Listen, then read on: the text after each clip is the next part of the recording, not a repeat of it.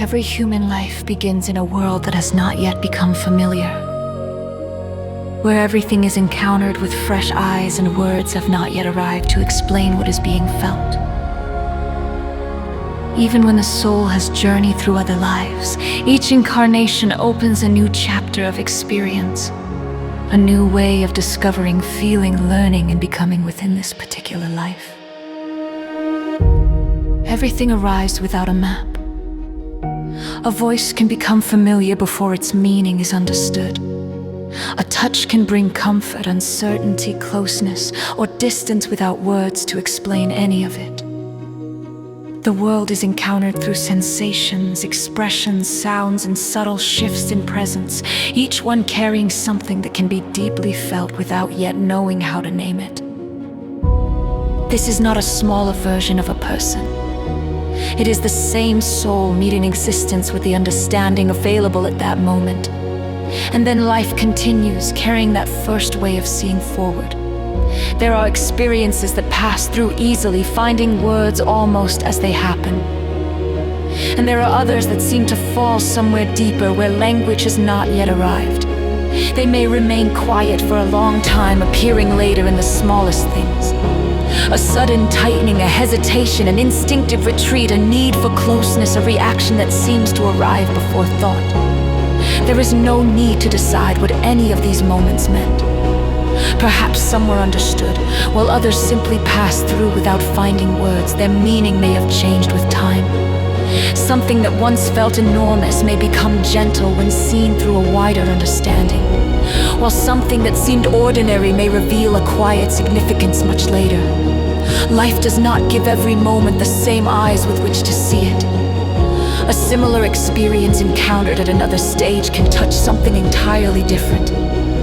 Simply because there is more language now, more awareness, more possibility for reflection. What could not be recognized before may become recognizable without needing to be forced into a story. And this is where the distance between childhood and adulthood begins to disappear.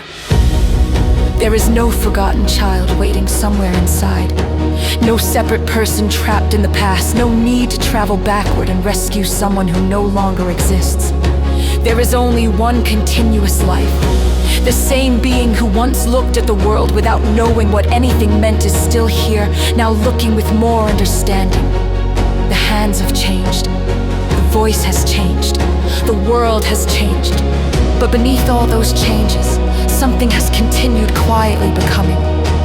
Sometimes the past is not remembered as a picture.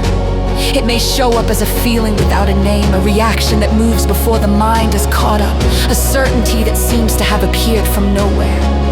It may not reveal a simple truth about where it came from. It may not even ask to be explained. It may simply be asking to be met, with the same tenderness that would have been needed when the world was still incomprehensible, because there was never a failure in not understanding everything at the beginning. There was only a human being encountering a world that was infinitely larger than the words available to describe it.